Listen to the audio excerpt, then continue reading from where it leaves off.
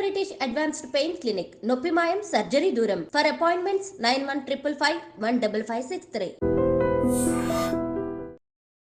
నమస్తే, welcome to iDream inside politics with కవిత.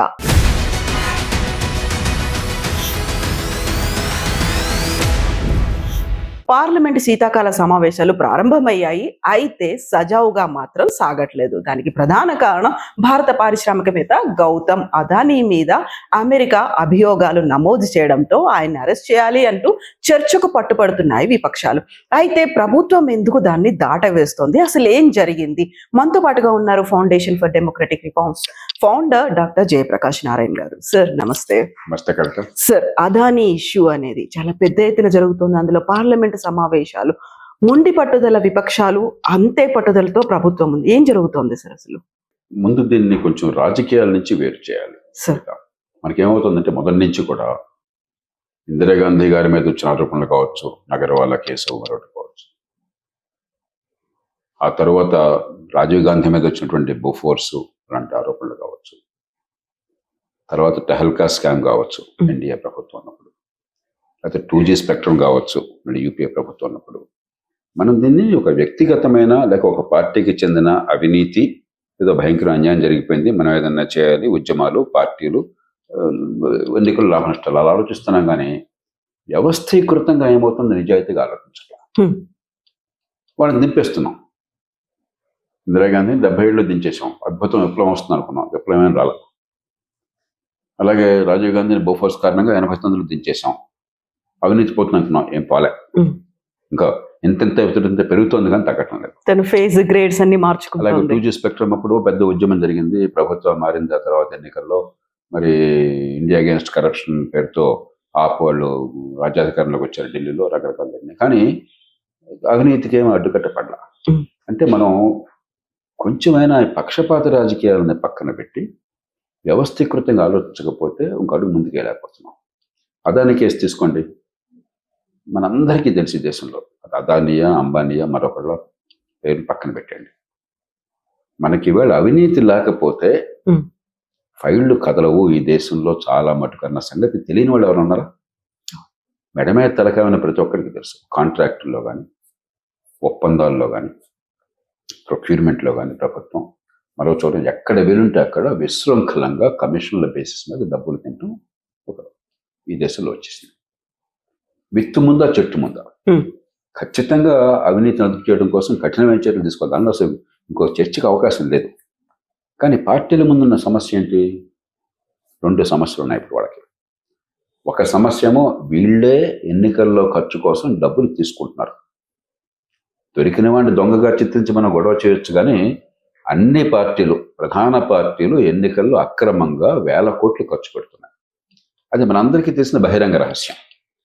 ఈ డబ్బుల సేకరణ సహజంగానే నీకేదో తిరిగి ఆశ చూపెట్టి వాడి దగ్గర నుంచి బలవంతంగా వసూలు చేయడం తప్ప ఇంకో మార్గం లేదు. కాబట్టి ఈ పార్టీలకి, ఈ ప్రభుత్వాలకి మనమే చేస్తున్నాము అన్న సంగతి తెలుసు. రెండోది, ఇప్పుడు సమస్య ఏంటి? లైసెన్స్ పర్మిట్ రాజ్యం అప్పుడు ప్రభుత్వం ఆశ్రయంతో పెద్దవాళ్ళైనారు. రిలయన్స్ ప్రధానంగా పెరిగింది లైసెన్స్ పర్మిట్ రాజ్యాన్ని ఉపయోగించుకోవటం వల్ల. అక్కడ ఇవ్వాల్సిన వాళ్ళకి ముడుపులు ఇవ్వటము, కావాల్సినటువంటి రాయితీలు పొందటము, మిగతా వాళ్ళకి లేకుండా గుత్తాధిపత్యం రావటం పెరిగారు. 91 తర్వాత కొంతమేర కన్నా పోటీ వచ్చింది.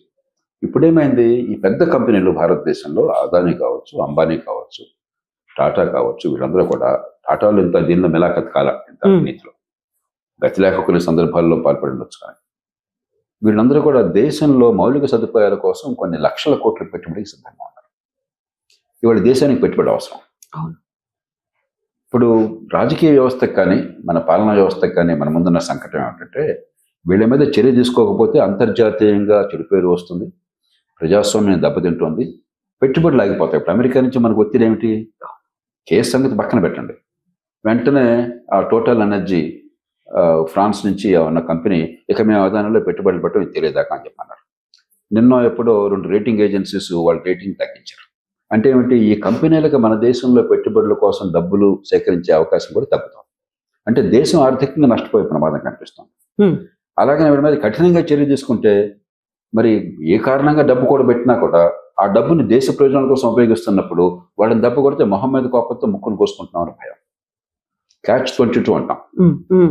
ఈవేళ మనం చిత్తశుద్ధితో దీన్ని ఒక అవకాశంగా తీసుకోకపోతే సంక్షోభాన్ని ఆర్థికంగానూ నష్టపోతాం, రాజకీయంగానూ సంస్కరణలకి మరింత ఆలస్యం అవుతుంది. ఇవాళ తెలంగాణలో కావచ్చు, ఆంధ్రప్రదేశ్లో కావచ్చు, కర్ణాటక కావచ్చు, తమిళనాడు కావచ్చు, మనందరికీ తెలుసు కదా, 25-30 కోట్ల రూపాయల ఖర్చు లేకుండా అసెంబ్లీలో పోటీ సాధ్యం కాదని ప్రధాన పార్టీలకు.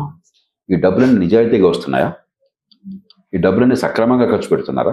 అక్రమ ఖర్చు. ఈ డబ్బులు దేశం మీద ప్రేమతో ఖర్చు పెడుతున్నారా? అక్రమ సంపాదన. ఈ విషయాల నుంచి బయటపడాలి. కాబట్టి 2 చర్యలు తీసుకోవాలి. ఒకటి, ఖచ్చితంగా కనీసం దీన్ని ఒక అవకాశంగా తీసుకొని మన అవినీతి వ్యతిరేక యంత్రాంగాన్ని బలోపేతం చేయాలి. ఉదాహరణకి లోక్పాల్ పెట్టారు, రంగు రుచి వాసన నేను లోక్పాల్ అనేది చట్టం మంచిదే. ఆ చట్టంలో నేను చాలా పాత్ర వహించాను. జాతీయ స్థాయి రౌండ్ టేబుల్ పెట్టి న్యాయ కోవిదంగా కలిపి వాళ్ళ సూచన ప్రకారం చట్టం వచ్చింది. కానీ చట్టం మంచిది వచ్చినా కూడా నా వరకు నాకు తెలియదు ఏం జరుగుతుందో. నిజంగా చెప్తున్నాను, లోక్పాల్కి అంత గొడవ చేశాం మనం, ఏం జరుగుతుందో తెలియదు. లోక్పాల్ ఎవరో కూడా నాకు తెలియదు. అంటే పెద్దగా తెలుసుకోవాల్సిన అవసరం లేని పరిస్థితి వచ్చింది. నామమాత్రంగా తయారైంది.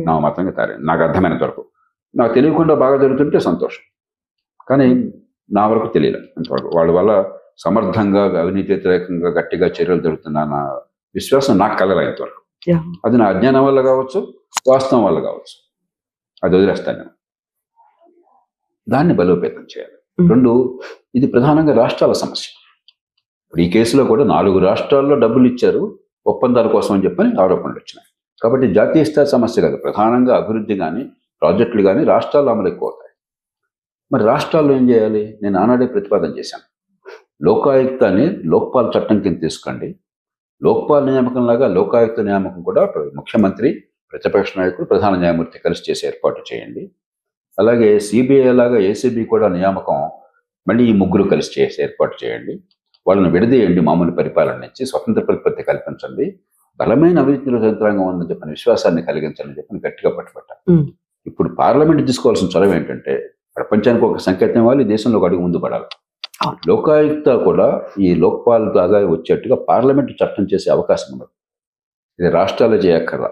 ఎందుకంటే అంతర్జాతీయ ఒప్పందం ప్రకారం మనం ఈ అవినీతి వ్యతిరేక చట్టాలు చేసాం.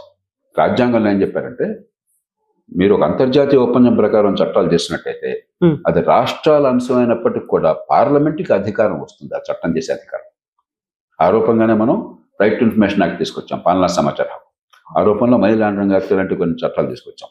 కాబట్టి పార్లమెంటుకి సర్వాధికారాలు ఉన్న ఈ అంశాల్లో మామూలుగా రాష్ట్ర అంశాల మీద రాష్ట్రమే చట్టం చేయాలి.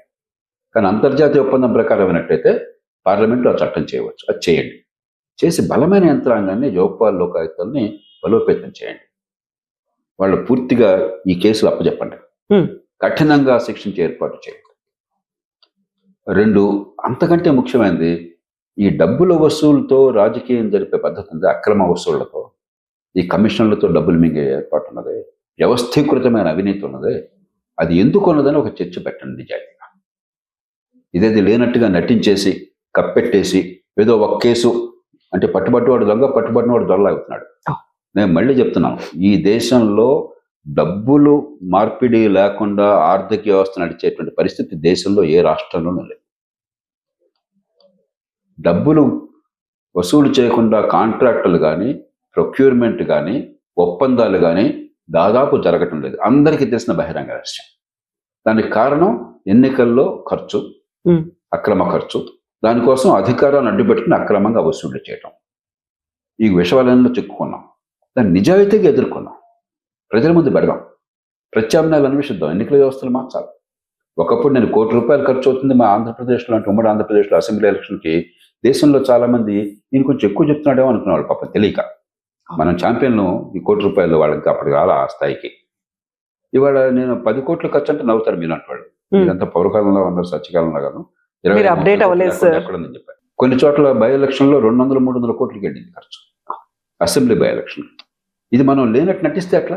ఈవెన్ రీసెంట్ గా జరిగిన జార్ఖండ్ ఎలక్షన్స్ లో కూడా హేమంత్ సోరెన్ అదే మాట అన్నారు, 500 కోట్లు ఈ వెనకబడిన రాష్ట్రానికి ఖర్చు పెట్టారు ఎన్నికల్లో గెలవడానికి అనే మాట. మరి జార్ఖండ్ లో నుండి మహారాష్ట్ర, మనంత కాకపోయినా మహారాష్ట్ర మరి చాలా సంపన్న రాష్ట్రం, అక్కడ అవుతుండే. ఈశాన్య భారతంలో ఏదో 10 ఏళ్ల క్రితం నాకు చెప్పారు అక్కడ నాయకులు 70 కోట్లు అవుతుందంటే ఎంపీ కావడానికి. ఒక ఆయన ఒక కీలకమైనటువంటి నాయకుడు, ఒక ఆయన ఈశాన్య భారత రాష్ట్రాల్లో ఒక రాష్ట్రంలో అక్కడ మన్మోహన్ సింగ్ గారికి మేము అవార్డు ఇస్తున్నప్పుడు ఢిల్లీలో కూర్చున్నాం. నా పక్కన కూర్చున్నా అని చెప్పాడు. నన్ను ఎంపీగా పోటీ చేయమని అడుగుతున్నారని మా పార్టీ వాళ్ళు, అంటే చేయండి అన్నాను.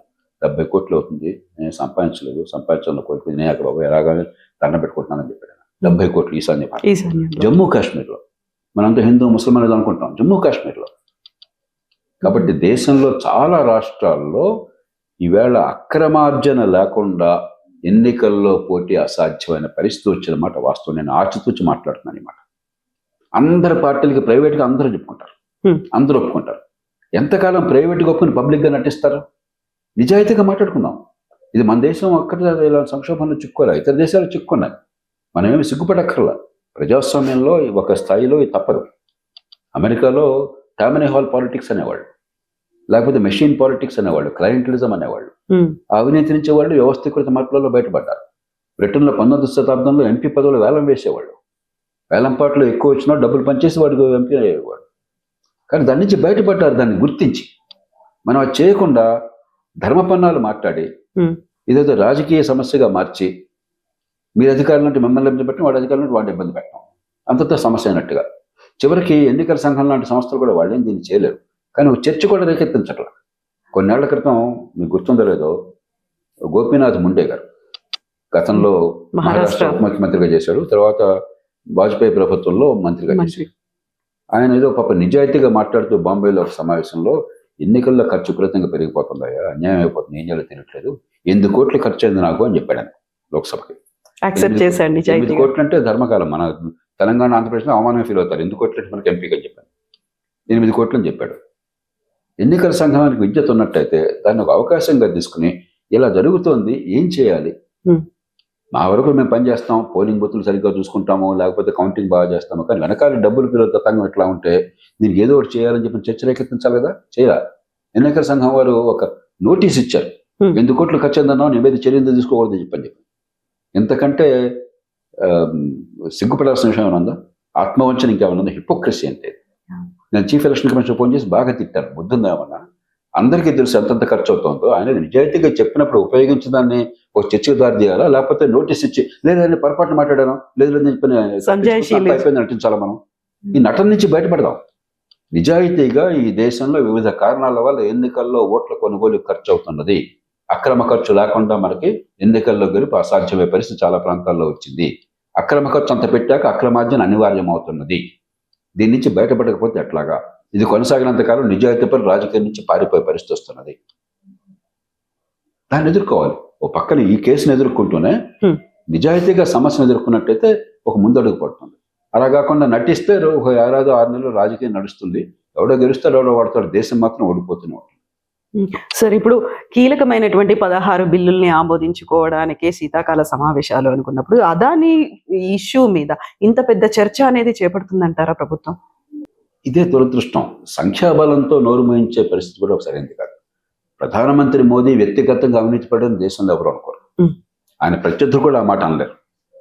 కాబట్టి వ్యవస్థలో ఉన్న దౌర్బల్యాలు నిజాయితీగా మనం అర్థం చేసుకుందాం. నేను కోరేది వాజ్పేయి గారు రోజు చెప్పేవాడు, ఏమైనా మనందరం అబద్ధంతో రాజకీయ జీవితం ప్రారంభిస్తున్నాము, ఎన్నికల పరిమితి లోపల ఖర్చు పెట్టాము, అంతకంటే ఎక్కువ పెట్టని చెప్పి ఒకసారి పెట్టిస్తున్నాము, అంత అబద్ధమే కదా అని రోజు అనేవాడు. ఆయన ప్రతిష్ట తగ్గల దానివల్ల. మోదీ గారికి ఇటీవల కాలంలో ఏ ప్రధానమంత్రికి అంత జనాకర్షణ ఉంది, బలము ఉంది. ఒక్కరోజు ఆయన చేయలేడు, ఇది సొంత వ్యవహారం కాదు. కానీ రాజకీయంగా ఏకాభిప్రాయం సాధించడానికి వాస్తవాలు ప్రజల ముందు పెట్టి, మనకి ఇష్టం ఉన్నా లేకపోయినా డబ్బులు ఖర్చు ఇంత విపరీతంగా లేకపోతే, ఎన్నికల్లో నీకు అవకాశం లేకపోతే దీన్ని మార్చకపోతే అట్లా అన్న చర్చను తీసుకురావడం ఆయన బాధ్యత. ఇది వ్యక్తిగతంగా డిఫెన్సివ్గా ఫీల్ అయిపోయి ఏదైనా నాకు నామోష్ అనుకోకూడదు. మరి ఆ రకంగా ఆలోచన చేస్తారని ఆశిద్దాం.